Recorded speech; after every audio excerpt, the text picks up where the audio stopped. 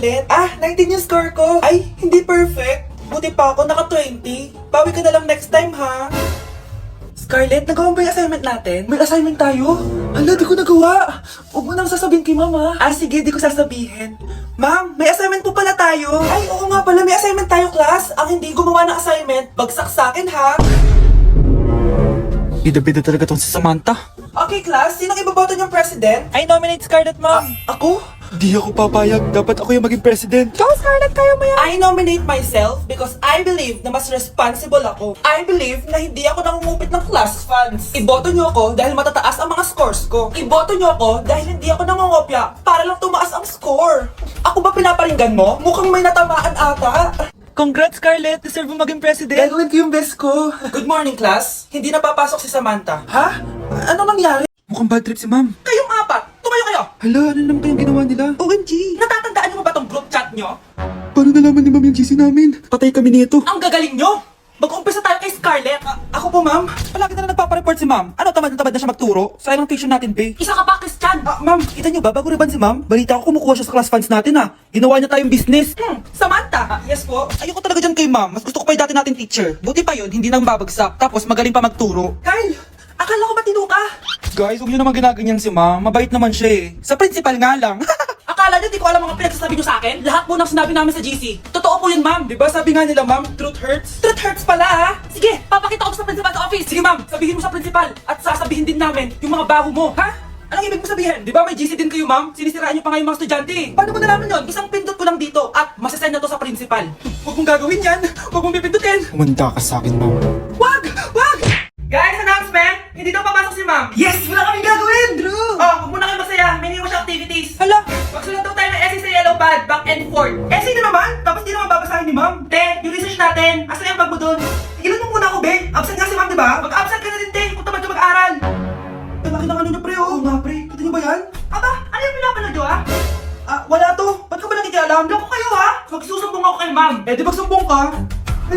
Be, tara uwi na tayo. Wala naman si ma'am, yara. Di naman nila mapapansin yan. Hoy, saan kayo pupunta? Clearance kayo, di ba? No, dyan lang kami sa kantin eh. Oo, sa kantin lang kami. Be, di ako bingi. Dito lang kayo. Maglilinis pa kayo.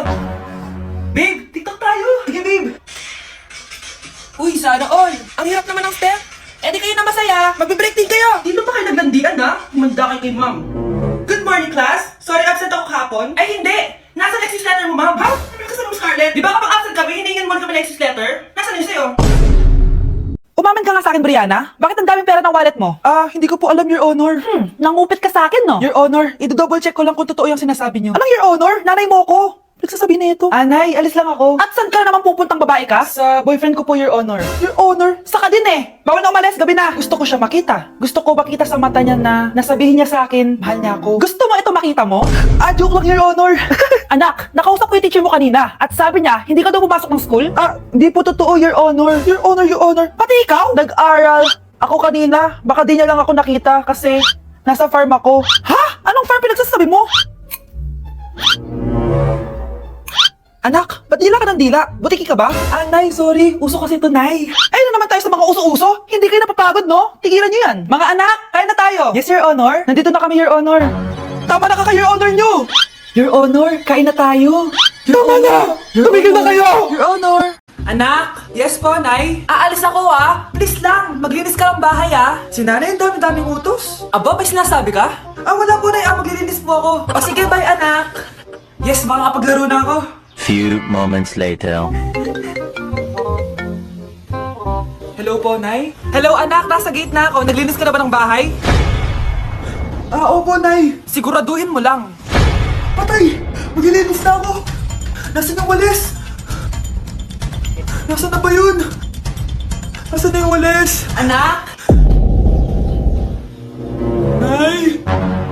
Anak, ano itong nakikita ko? Ba't ang dumi ng bahay? Nay! Nay! I can explain! Di ko na alam gagawin sa'yo, anak. Di ka naman sumusunod sa mga inuutos ko. Alam mo, mabuti pa lumayas na ako. Ayoko na dito. Kayo naman kasi dami-dami niyo pong inuutos. Ayoko na din po dito. Lalayas na din po ako. Sasama po ako sa inyo. Sige anak, tara na. Umalis na tayo dito.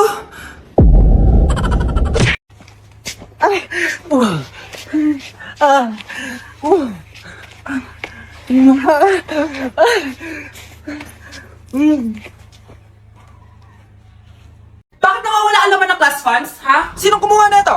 Ma'am, kilala ko po kung sino yung kumuha. Oh, Samantha, sino kumuha? Sino pa ba, ma'am? Eh, this is Scarlett. Ha? Wala akong kinukuha. Scarlett, ikaw pala yung kumuha ng class funds? Sumama ka sa principal, ngayon na. Napaka-hype talaga nitong si Samantha. Bye, Scarlett! Dami nito ah. Mukhang makakabili na ako ng bagong phone. Ha! Nahuli din kita! Ikaw pala yung kumukuha ng mga class funds natin? Oo, ako yung kumukuha. Bakit? May problema ba? Ang problema ko, ikaw! Ako pa sinisisi mo na kumukuha ng class funds, eh ikaw naman talaga? Isusumbong kita kay ma'am. Wala ka namang ebidensya. Ikaw ang isusumbong ko dahil naniniwala naman sa akin si ma'am. Umanda ka sa akin, Samantha. Wow, may bagong phone si Samantha. Sana all. Bigay ito ng parents ko, guys. Class! Sino naman kumuha sa class funds? Si Scarlett po yung kumuha, ma'am. Pagsabihan nyo nga yan. Ako na naman? Nagpapatawa ka ata, Samantha. Talaga ba, Samantha? Kitang-kita ko na kumuha ka dito. At narinig ko na balak mo na naman si Scarlett. Nay, hinahuli ako ng mga tao sa labas. Ha? Bakit ka nila inuhuli? Di ko po alam, Nay. Yung totoo, ano ginawa mo? May nasagasaan po ako, Nay. Ay, Diyos kong bata ka! Sige, magtago ka na! Sige po, Nay. A few moments later. Tao po. Ano po yun? May nasagasaan kasi anak mo. Nandito ba siya? Grabe naman. Kaso, wala siya dito eh. Para sigurado, pwede ba akong masok dyan? Sige. Sakit ang tiyan ko. O, di ba? Wala siya dito. Mukhang wala nga dito. Sige, alis na ako. Ano yun? Nandiyan ka lang pala ah! Huli na kita! Teka lang! Ano ba nasagasaan niya? Nakasagasa siya ng langgam! Langgam? Seryoso ka ba? Bakit? May buhay din sila. May pamilyang naghihintay sa kanila. Oo, sige, huli niyo na yan! Total, puro kain at tulog lang naman ginagawa niyo dito! Babe, boyfriend ko nga pala. Ang pogi, no? Hi, Scarlett! Pogi ba yan? Mukhang talampakan. Oo, babe. May itsura siya. O, di ba? Mukhang Korean.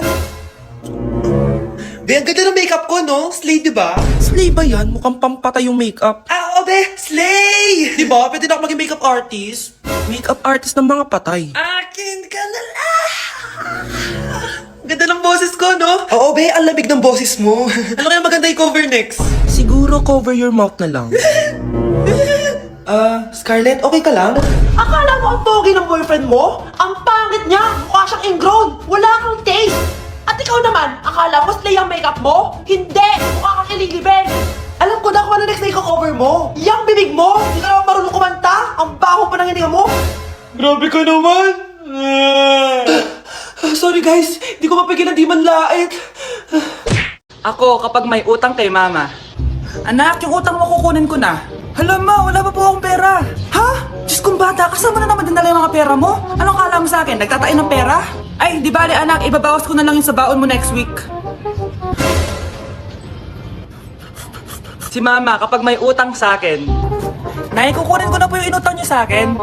Ha, ano yun anak? Yung utang po, Nay. Ano yun? Hindi kita marinig eh. Yung utang niyo po, Nay. Yung utang. Lakas ng loob mo maningil sa akin, ha? Sige, bayaran mo muna mga kinakain mo dito sa bahay. Pati yung mga damit mo at saka yung cellphone mo yan. Sige, bayaran mo muna sa akin. Kapag nabayad mo yan, sige, babayaran ko na sa yung utang mo.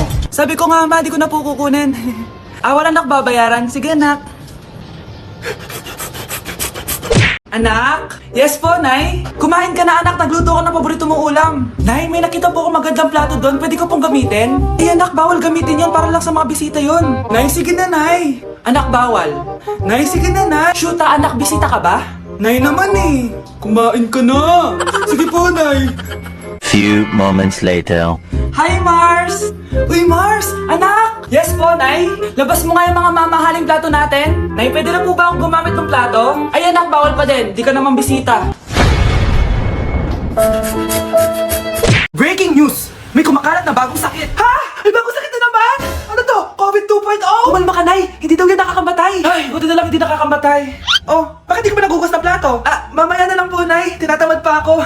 Tatamad-tamad ka? Darling, oh? Hoy, ikaw! Sumunod ka sa nanay mo, ha? Eto na nga. A few moments later. Nay, gala lang ako. Kasama ko yung tropa ko. Oh, tapos? Magiging ka sa akin ng pera? Uuwi ka ng gabi? Bawal! Nay naman eh! Darling, oh? Pagsabihan mo nga yung anak mo.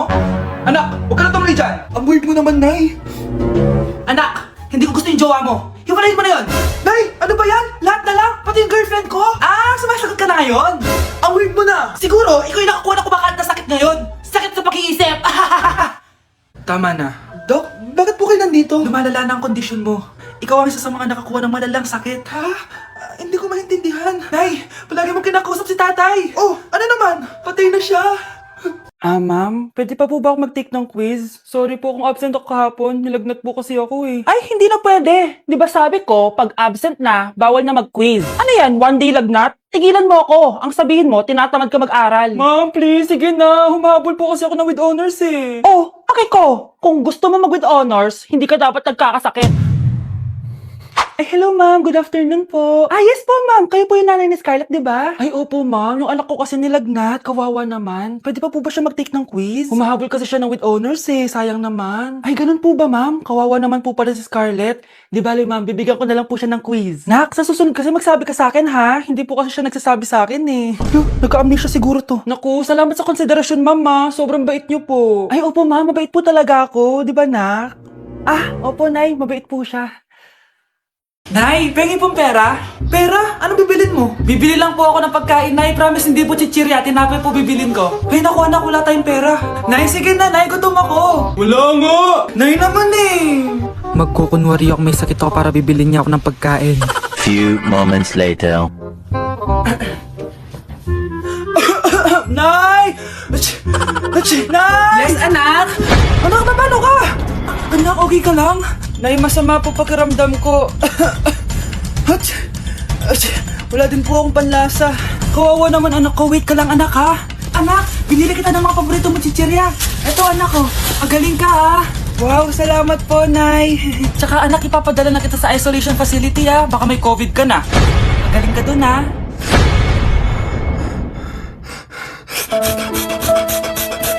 Yak! Ang cheap naman ng uniform nila. Mukhang maasim. Walang class. 2025 na, Android pa din ang cellphone. Kahit siguro messenger naglalag dyan. Ang ganda nga ng uniform, ang sasama naman ng ugali. Naka-iPhone ka nga, talo ka pa din naman sa ML. Ipabuhat yarn. Ang baho siguro ng classroom nila, no? Tapos nag-aagawan pa sa electric fan kasi wala naman silang aircon. Feel ko pinapalo sila ng teacher nila kapag nagkakamali sila. Ang boring siguro sa classroom nila. Mas masaya pa rin talaga sa public school, no? Balita ko, mga korap mga magulang niyan. Kaya madaming pera. May araw din kayo, men. Nakatikim na kaya sila ng steak? Feel ko hindi nila afford. Nakatikim na kayo ng pagmamahal sa magulang? Oh, sa pool! How dare you! Isang pitik ko lang, tumba ka na. Pipitik ka pa lang, tumba ka na. Tara na nga,